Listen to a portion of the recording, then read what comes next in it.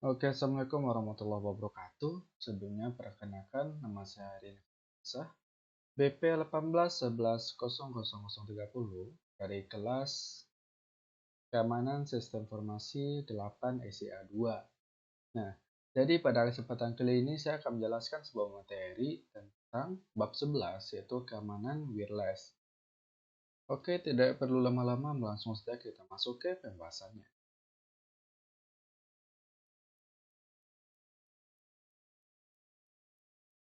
Pertama, jadi di sini kita akan membahas dulu tentang pengertian dari WiFi.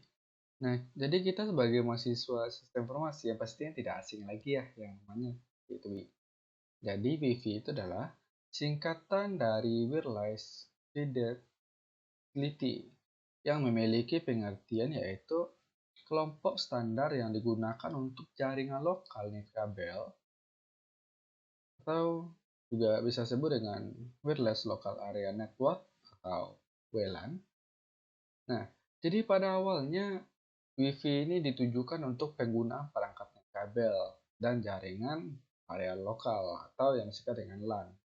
Namun, pada saat ini jaringan Wi-Fi lebih banyak digunakan untuk mengakses internet. Hal ini memungkinkan user atau pengguna untuk mengakses internet gitu dengan leluasa. Seperti yang sudah biasa kita lakukan misalkan kayak di kampus gitu ya. Pastinya kita memakai jaringan Wi-Fi untuk mengakses ke internet, misalkan mencari informasi data dan mencari tugas dan sebagainya gitu ya. Jadi di sini Wi-Fi ini memiliki standar perangkatnya gitu ya. Yaitu ada dua standar yang digunakan, yaitu yang pertama 802.11 standar Indo yang terdiri dari, nah ini banyak nih.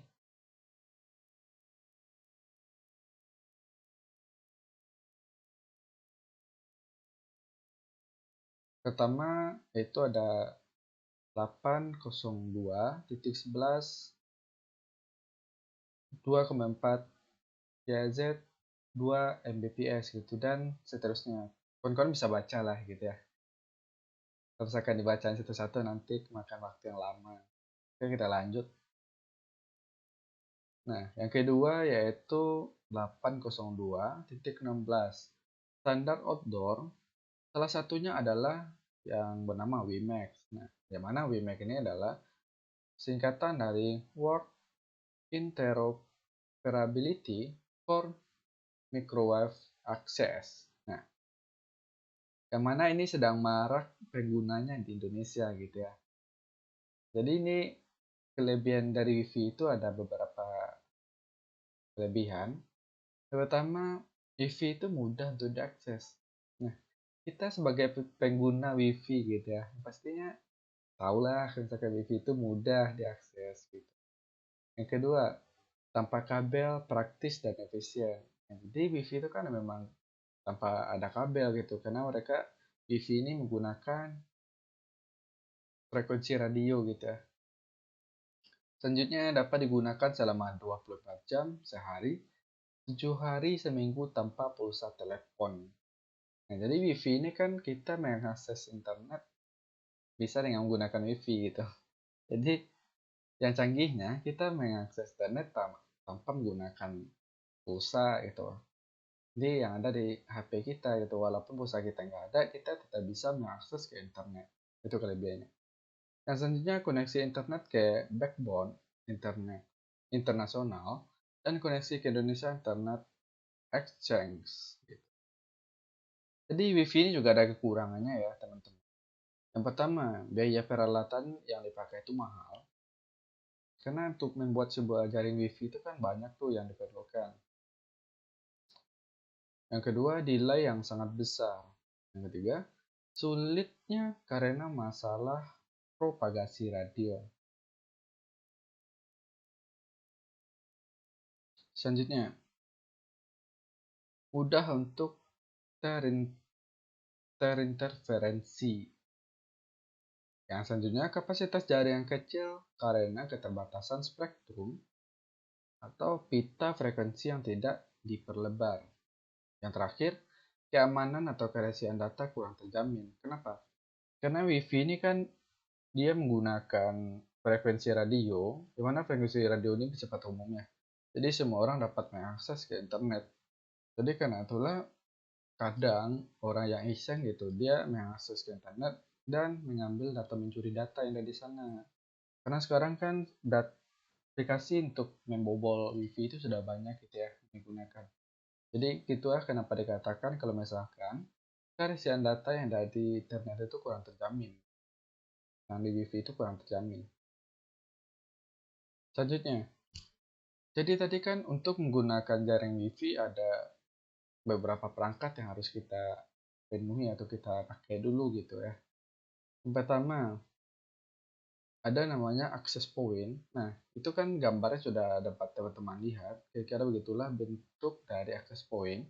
Itu merupakan pusat dari klien atau node yang terhubung ke jaringan dengan menggunakan gelombang radio atau wireless. Untuk menggunakan jaringan ini, maka harus dipasang dulu access point sebagai pusat jaringan. Nah, jadi tadi kan sudah saya jelaskan ya, kalau misalkan untuk menggunakan jaringan itu, jaringan internet itu ada banyak hal. Maaf, jadi untuk menggunakan jaringan WiFi itu ada banyak hal yang harus kita capai dulu, seperti membeli perangkat-perangkat yang dibutuhkan untuk dengan tujuan agar si penggunanya dapat mengakses WiFi gitu dan membuka internet. Selanjutnya, wireless adapter untuk desktop. Nah, jadi perangkat ini yang digunakan untuk berkomunikasi secara wireless dengan akses point menggunakan desktop. Gimana tuh? Pertama, WiFi PCI adapter. Itu dipasang pada slot PCI pada motherboard di dalam CPU. Perangkat ini adalah WiFi internal adapter. Nah, jadi itu ya, yang WiFi PCI adapter itu gambarnya berupa yang ada di bawahnya. Teman-teman dapat lihat. Yang kedua, WiFi USB adapter. Merupakan eksternal adapter yang dihubungkan langsung melalui port USB. Nah, jadi ini ingat ya. Jadi untuk mengakses WiFi itu ada internal dan ada juga yang eksternal yang menggunakan USB gitu. Oke, lanjut. Yang ketiga, ada namanya PCM, CA, dan ISA card. Nah, jika kita sudah memiliki WiFi PCM, CA, dan tidak ingin memilih perangkat baru untuk WiFi, dapat menggunakan ISA atau PCI PCMCA converter. Nah, kira-kira begini ya bentuk gambarnya. Teman-teman dapat lihat. Yang selanjutnya ada namanya wireless router. Adalah sebuah perangkat yang melakukan fungsi sebuah router, tetapi juga mencakup fungsi sebuah titik akses kabel dan switch jaringan. Nah, biasanya digunakan untuk akses ke internet gitu atau jaringan komputer tanpa memerlukan koneksi kabel. Dapat fungsi dalam kabel LAN, WLAN, atau wireless. Nah, gini ya bentuk gambarnya kawan-kawan yang bentuk dari wireless router yang warna biru. Kalau misalkan teman-teman penemu ini, itu berarti namanya wireless router ya. Selanjutnya metode jaring WiFi. Jadi metode ini ada banyak ya. Ada namanya ad-hoc. Jadi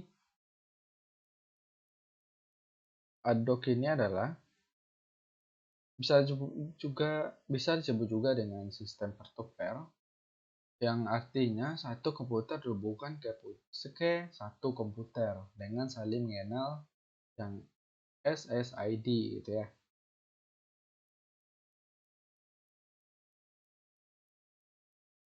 Nah, kira beginilah bentuk gambar gitu ya, bentuk gambar dari ad-hoc ini.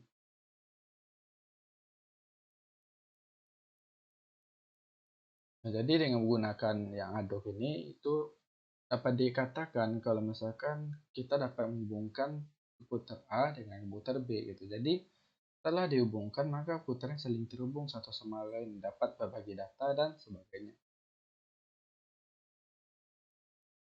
Selanjutnya ada namanya infrastruktur. Nah, jadi sistem infrastruktur ini membutuhkan satu perangkat yaitu yang namanya access point bila menggunakan jenis wireless network dengan perangkat PCI card. Nah, access point berfungsi sebagai pengatur lalu lintas data. Ingat ya, jadi access point itu berfungsi untuk mengatur lalu lintas data sehingga memungkinkan banyak klien dapat saling terhubung melalui jaringan atau network gitu ya. Nah, kira-kira begitulah gambar apanya, ilustrasinya.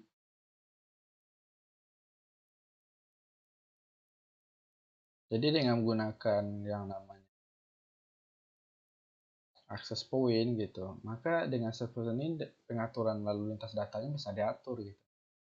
Sehingga dengan adanya access point ini dapat memungkinkan banyak klien dapat terhubung melalui jaringan. Ya. Oke, lanjut. 3. Keamanan jaring wireless. Pada saat ini, wireless sudah banyak digunakan seperti di kampus, perkantoran, tapi mereka tidak memperhatikan keamanan dari jaringan wireless tersebut gitu. Nah, jadi karena inilah pasti banyak celah gitu ya, banyak celah bagi orang yang ingin membobol wireless atau jaringannya, itu bisa dengan mudah untuk membobolnya gitu. Jadi jaring wireless ini ada kelemahan. Pertama, kelemahan wireless pada lapisan fisik Wi-Fi yang menggunakan gelombang radio pada frekuensi milik umum yang bersifat bebas digunakan oleh setiap kalangan dengan batasan-batasan tertentu. Jaringan wireless ini sulit untuk dilakukan pembatasan. Nah, jadi gini ya, karena yang wireless ini menggunakan jaringan radio, jaringan frekuensi radio, jadi dia itu bersifat umum gitu, siapapun dapat mengaksesnya. Jadi untuk membatasi pemakai dari wireless ini sangat sulit gitu, sangat sulit untuk dibatasi. Sehingga ini akan menjadi sebuah celah, akan terjadinya pembobolan jaringan. A. Interception atau penyadapan. Nah, jadi gini ya. Jadi sebuah karena adanya celah tadi, maka itu pasti akan memungkinkan akan terjadinya penyadapan gitu ya. Jadi penyadapan ini sangat mudah untuk dilakukan oleh para hacker karena banyaknya tools atau aplikasi yang dapat mendukung kegiatan tersebut. Nah, jadi seperti yang sudah saya bilang tadi, bahwasanya jaringan WiFi itu memang tidak aman gitu, atau wireless itu sudah tidak aman. Kenapa? Karena orang sudah banyak membuat aplikasi atau tools yang dapat digunakan untuk mendukung gitu ya, mendukung kegiatan hack atau membobol jaringan gitu. Yang B, ada nama injection. Injection ini dapat terjadi pada saat transmisi melalui radio. Dimungkinkan dilakukan injection karena berbagai kelemahan pada cara kerja WiFi di mana tidak ada proses validasi siapa yang sedang terhubung atau siapa yang memutuskan koneksi saat itu. Nah, jadi pada WiFi ini ya, karena banyaknya penggunanya, di situ juga tidak ada tuh kayak pemvalidasian gitu. Misalkan siapa aja sih yang terhubung ke jaringan WiFi gitu, atau siapa aja sih yang memutuskan jaringan gitu. Nah, karena tidak adanya validasi ini, maka peluang untuk terjadinya kesalahan itu sangat besar gitu ya. Jadi kita sebagai penggunanya harus hati-hati juga gitu. Yang C, ada namanya jamming. Nah, jamming ini mungkin terjadi baik itu sengaja maupun tidak disengaja karena ketidaktahuan pengguna bila tersebut. Pengaturan kanal frekuensi merupakan suatu keharusan agar jamming dapat diminimalisir. Nah, jadi jamming ini dapat terjadi gitu ya. Kita sebagai penggunanya harus mengatur kanal frekuensinya agar yang jamming ini tidak terjadi atau dapat diminimalisir gitu ya.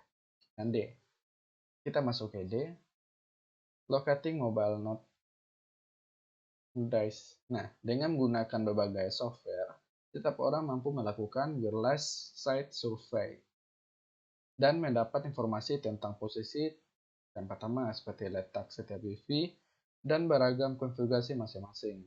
Dapat dilakukan dengan alat seperti ada namanya PDA atau laptop dengan dukungan GPRS gitu. Yang C, akses kontrol. Perlunya sebuah desain agar dapat memisahkan node atau host yang dapat dipercaya dan host yang tidak dapat dipercaya sehingga diperlukan akses kontrol. Nah, jadi akses kontrol ini kayak gini ya. Adanya batasan akses gitu atau kita bisa mengontrol siapa aja yang dapat mengakses jaringan. Itu merupakan salah satu cara untuk meminimalisir terjadinya kesalahan gitu. Karena terkadang pengguna dari jaringan itu dia ada niat jahat gitu ya. Jadi kita itu harus membatasi gitu siapa aja yang dapat mengakses jaringan dan siapa saja yang tidak dapat mengakses jaringan. Supaya jaringan tadi tetap aman gitu. Yang D ada namanya hijacking.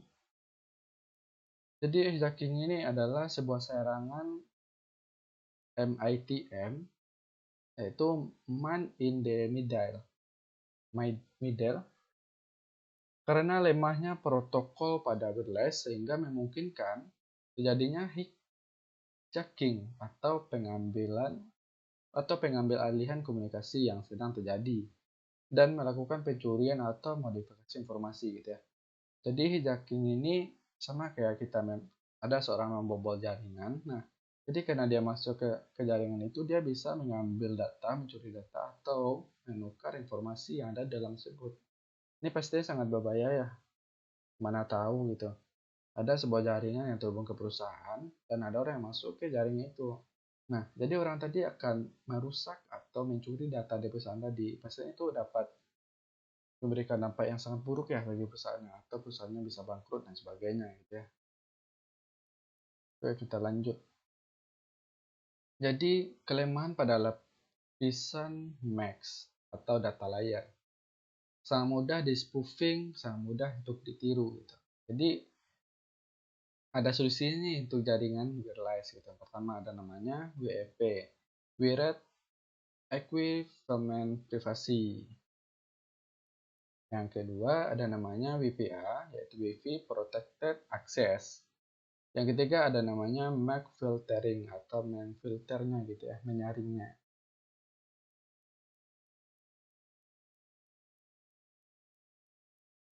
Oke, mungkin ya sekian saja yang dapat saya jelaskan. Kalau misalkan ada kata-kata yang saya salah atau cara penyampaian saya yang kurang tepat, saya minta maaf karena sekarang saya masih belajar. Saya akhiri dengan wabillahi taufik. Assalamualaikum warahmatullahi wabarakatuh.